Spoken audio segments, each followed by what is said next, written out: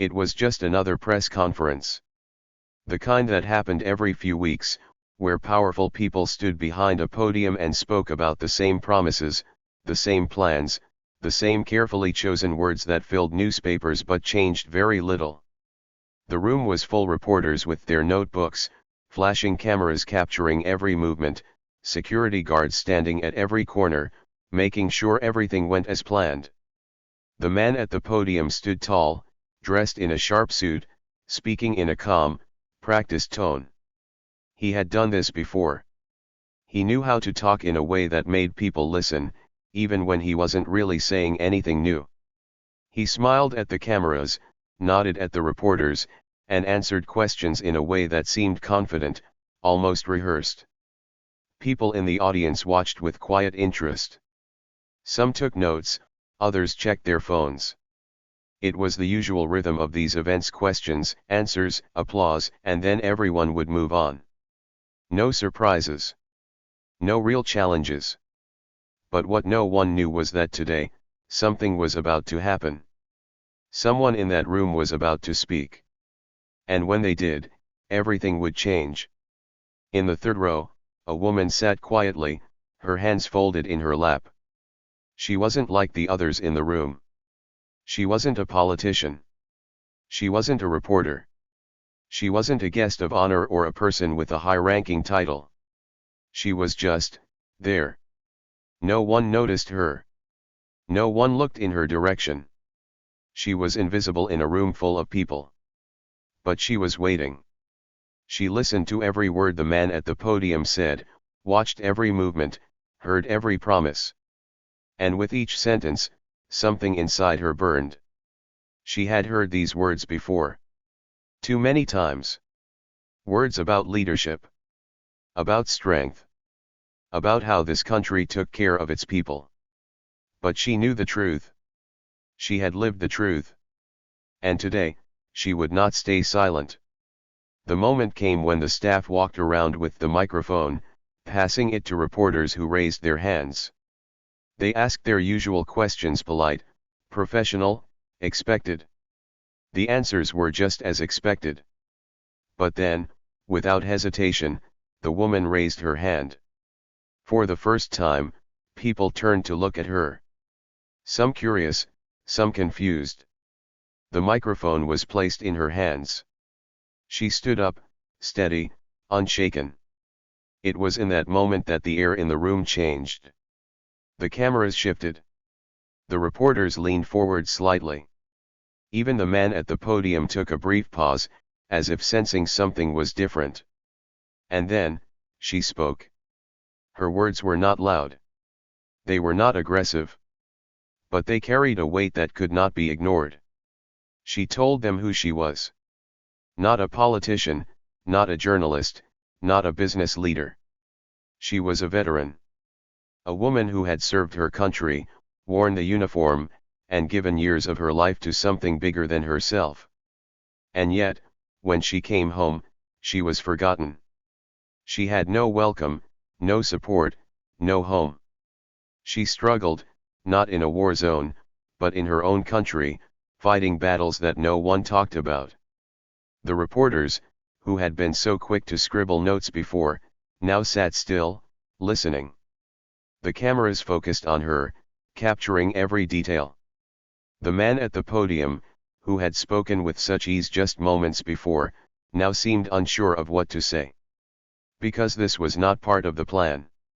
This was not the kind of question he had prepared for. This was not something he could answer with rehearsed words. Because this was the truth. A truth that could not be hidden under fancy speeches and political promises. And for the first time in a long time, someone had said it out loud, in front of the world, with cameras rolling and people watching. For a moment, there was silence. A deep, heavy silence that filled the entire room. And in that silence, something shifted. Because no matter what happened next, no matter how many speeches would be given after this, one thing was certain: this moment would not be forgotten. The woman who had once been invisible had now made the world see her. And nothing would ever be the same again. The room was large, bright, and full of important people. Politicians sat in the front rows, dressed in expensive suits, their faces calm and serious. Reporters filled the back of the room, their hands holding pens and notebooks, ready to write down every word spoken at the press conference. Cameras flashed, capturing the scene. Security guards stood near the doors, watching carefully. At the front of the room, behind a long wooden podium, a man spoke. His voice was strong and confident. He had done this many times before. His speech was smooth, practiced, and full of promises. Our country stands strong, he said. We take care of our people. We never leave anyone behind. People in the audience nodded. Some clapped softly. Reporters wrote his words in their notebooks. It was the same kind of speech they had all heard before. But in the third row, a woman sat still. She did not clap. She did not nod. She did not take notes. She listened. She waited. Her name was Sarah. No one noticed her. No one knew who she was. To them, she was just another person in the crowd. But Sarah was not just anyone.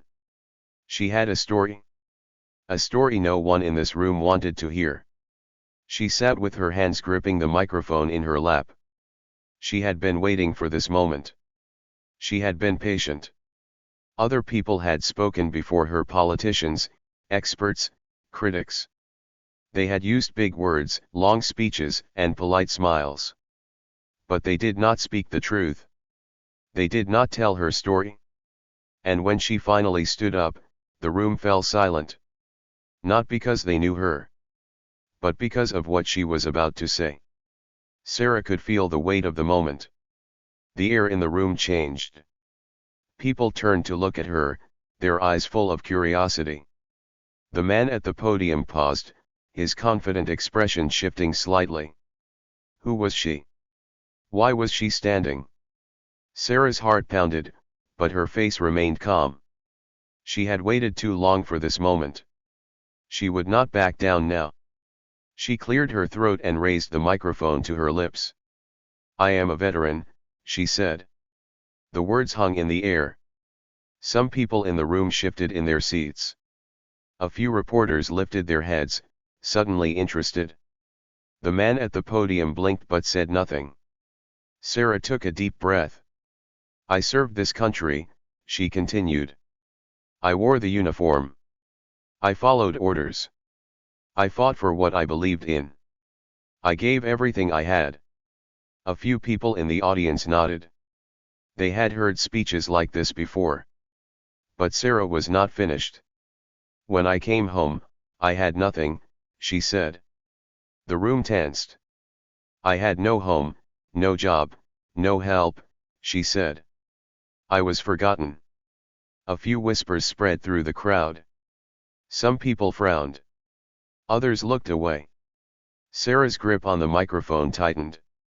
She could feel the tension growing. She had seen this before, the moment when people realized they did not want to hear the truth. The man at the podium shifted slightly. His polite smile had faded. He glanced toward one of his staff members, as if looking for help. Sarah noticed. She knew what was coming. She had seen it before. The first sign of opposition came quickly. One of the staff members, a young woman in a neat black suit, stepped forward and cleared her throat. Ma'am, we appreciate your service, she said with a forced smile. But this is a press conference. If you have questions, we ask that you wait until the end. Sarah did not move. She did not sit down. She had waited long enough. I have listened to every speech, Sarah said. I have listened to every promise. I have heard the words "we take care of our heroes" so many times. But I am one of those heroes. And no one took care of me. The room was completely silent now. The cameras, which had been flashing non-stop just moments ago, now focused only on her. Sarah could see the discomfort on their faces. Some people looked at their phones. Others whispered to the person next to them. The man at the podium's face was no longer friendly. This was not the kind of question he wanted to answer. This was not part of his plan. He cleared his throat, trying to regain control of the situation. "Miss Sarah, is it?" he said, forcing a smile. "I understand your concerns, and I respect your service. But I assure you, we are doing everything we can to support our veterans. We have programs in place." Sarah shook her head. "Programs?" she repeated. The word felt hollow. "If those programs worked," she said, "I wouldn't have spent 2 years living in my car." More whispers. More shifting in seats. A few reporters stopped writing, their pens frozen over their notebooks. The man at the podium's face tightened. He was losing control of the moment. This was not supposed to happen. He forced another smile.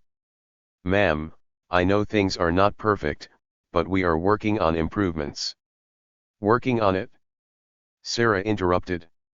Her voice was calm, but there was strength behind it. "How long does it take? A year? 5 years?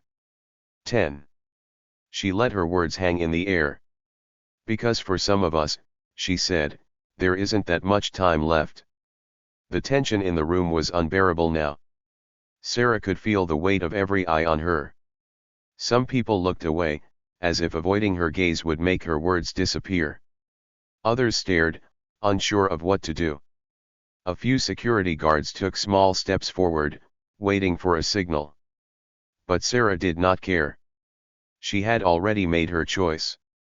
For years, she had been silent. She had listened to speeches like this, full of promises and empty words.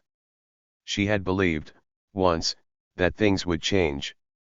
But nothing had changed. And now, here she was, standing in front of the people who could make a difference, and all they wanted to do was move on to the next question. Sarah took a deep breath. "Leadership is not about making speeches," she said. "It's not about shaking hands for the cameras. It's about doing what's right, even when no one is watching." A few reporters scribbled down her words. Others simply watched, knowing they were witnessing something they had not expected. The man at the podium exhaled slowly. He knew he had to do something. He could not let her control the room. He straightened his tie and leaned forward slightly. "Miss Sarah, I appreciate your passion," he said, his voice carefully controlled. "But this is not the time or place for this discussion." Sarah's eyes met his. "Then when is the right time?" she asked. The room went completely still. For a long moment, no one spoke. No one moved. Sarah stood her ground. She was not going to back down. She was not going to be ignored. Not this time. Not ever again. And in that silence, something changed. Because now, no matter what happened next, one thing was certain. Sarah had spoken. And the world had listened. The air in the room felt different now. At first, it had been like any other press conference. The reporters sat with their notebooks, writing down the same words they always heard. The cameras flashed, capturing the faces of important people. The man at the podium spoke with confidence, answering questions with practiced ease. Everything had been normal. But then Sarah stood up. And suddenly, the normal rhythm of the room had changed. She was not supposed to be there. She was not supposed to speak. Yet, here she was, standing tall, microphone in hand. The host barely glanced her way at first. He had answered so many questions already. This would just be another one, he thought. Another reporter, another comment, nothing special. But then, Sarah took a deep breath. And in just a few sentences, the atmosphere shifted. At first, the change was small. A few reporters looked up from their notebooks. A few cameras adjusted their focus. Some people in the audience turned their heads slightly, noticing her for the first time. Sarah's voice was calm, steady. But there was something different about it. It was not the voice of a reporter asking a routine question. It was not the voice of someone repeating facts and figures. It was something else. Something real. Something important. Sarah spoke, and for the first time that day, people truly listened. The man at the podium kept his polite smile. He was trained for moments like this. He had handled difficult questions before. He had spoken to thousands of people. He had been on television, in meetings, in debates. He knew how to talk. So when Sarah started speaking, he barely reacted. At first. But then, as she continued, his smile faded just a little. It was so slight, most people would not have noticed. But Sarah did. She saw it in his eyes, the quick moment of hesitation. He was starting to realize that this was not just another question. The reporters felt it too. Some of them put down their pens. Others stopped typing. A few leaned forward, just slightly, their curiosity growing. Who was this woman? Why did her voice sound different from the others? What was she about to say? Sarah could feel the energy in the room shifting. It was like a wave, small at first, but growing stronger with each word she spoke. She had spent years being ignored, being unseen. But now, all eyes were on her. She had their attention. And she was not going to waste it. The man at the podium cleared his throat. "Thank you for your comments," he said smoothly, trying to take control again. "We appreciate all voices here today. Now, if you..." But Sarah was not done. She took another deep breath. And then she said something that made the entire room go still. "I have served this country," she said. Simple words. But they changed everything. The moment she said it, the energy in the room shifted again. Before, she had just been another person in the audience. Just another voice. But now, people saw her differently. Some reporters exchanged glances. A few whispered to each other. She had their attention. She had surprised them. The man at the podium hesitated. It was only for a second, but Sarah saw it. This was not the kind of question he had expected. This was not part of the plan. Sarah felt her heartbeat quicken. She could stop now. She could sit back down and let the press conference continue as if nothing had happened. But she didn't. She couldn't. Because for too long, she had stayed quiet. For too long, she had listened to speeches filled with empty promises. For too long, she had waited for someone else to speak up. Not anymore. She straightened her shoulders and continued. "When I came back home," she said, "I had nothing." Silence. Total silence. Even the cameras seemed to freeze in place. Sarah let the words settle in the air. She knew that in that moment, people were thinking. Thinking about what it meant. Thinking about how a veteran, someone who had given everything, could come home to nothing. Some people looked uncomfortable. Some looked guilty. And some, just looked at her, waiting for what she would say next. Sarah could see the host's face change. His confident smile was gone. Now, he looked serious. Almost tense. She had put him in a position he did not want to be in. She had said something he did not have an easy answer for. And he knew it. Sarah could feel the tension in the room growing. It was like standing in the middle of a storm, feeling the wind shift just before the rain comes. She was not done. She had more to say. And for the first time in a long time, she knew that people were truly listening. The whispers in the room grew louder. Some reporters were now frantically writing in their notebooks. Some cameras zoomed in on Sarah's face. She could see it now. This moment would be on the news tonight. People would talk about it. Some would support her. Some would criticize her. But no one would ignore her. Not anymore. The host adjusted his tie. He was trying to stay calm, trying to regain control of the room. Miss, he started, his voice careful, measured. I understand that you have concerns, and I want to assure you that we are working on these issues. We are making progress. Sarah tilted her head slightly. Are you? She asked. It was a simple question. But it was powerful. Because she did not say it with anger. She did not raise her voice. She simply asked. And in that moment, everyone in the room knew. The answer was not as simple as the host wanted it to be. The tension was thick now. Some people were fidgeting in their seats.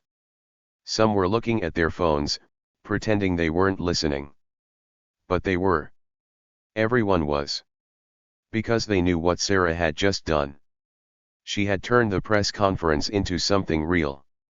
This was no longer just another event with cameras and speeches. This was something people would remember. Because one woman had stood up and spoken the truth. Sarah looked at the host. She could see that he was choosing his next words carefully. This was not a question he could answer with rehearsed lines. This was real. This was raw. And now, he had to decide. Would he face it? Or would he try to move past it? Sarah already knew the answer. She had seen it before. But it didn't matter. Because no matter what he said next, she had already won. Because for the first time, they had listened. And nothing would ever be the same again. The room was silent. The air felt heavy, like a storm was about to break. Sarah stood tall in the middle of the crowd, gripping the microphone. Her heart was pounding, but she didn't let it show. She had spent too many years waiting for this moment. Too many years listening to promises that meant nothing. Now, she had the floor. And she was not going to waste it.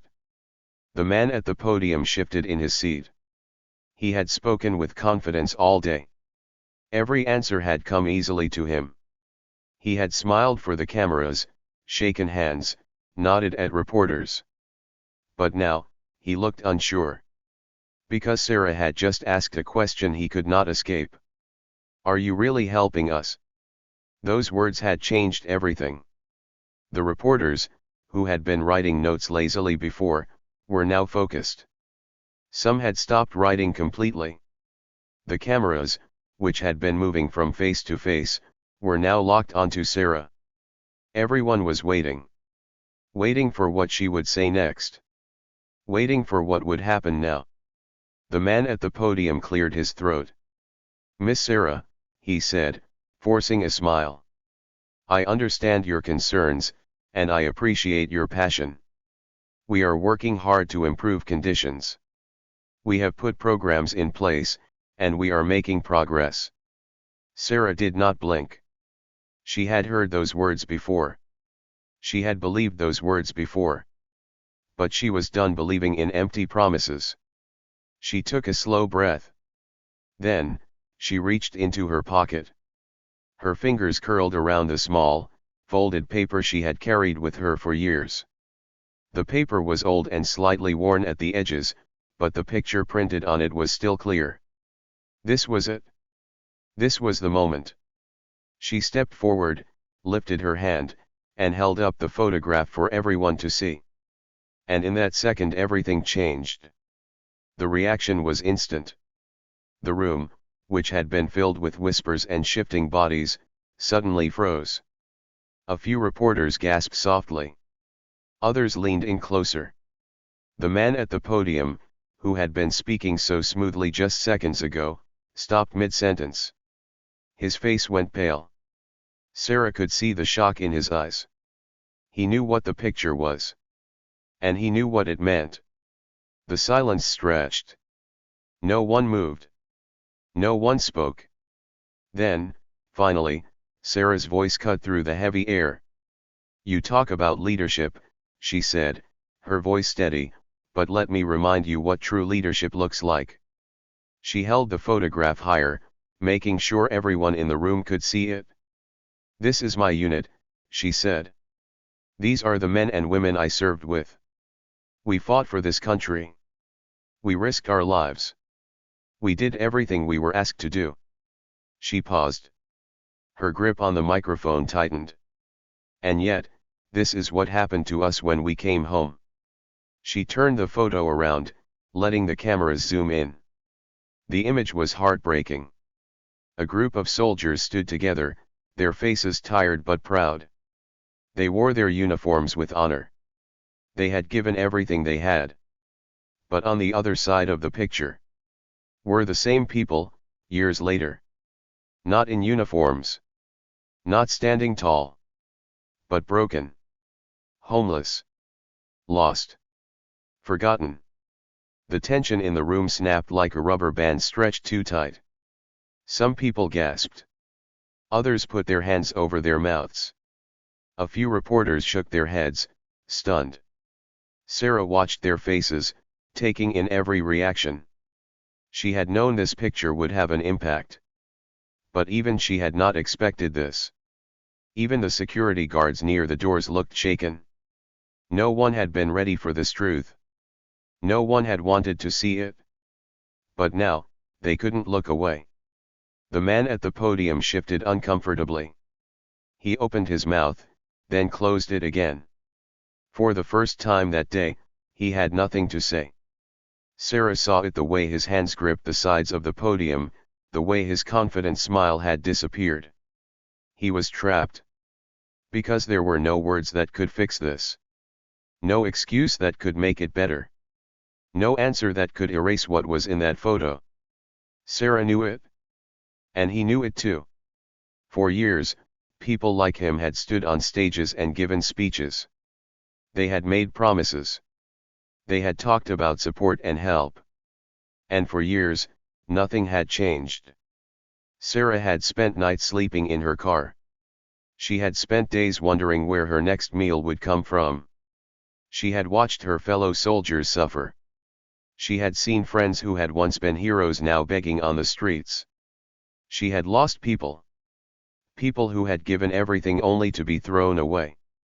And now, standing in front of the cameras, in front of the people who had ignored them for so long. She was done being silent. She took another step forward. She let the weight of the moment settle. Then, she spoke again.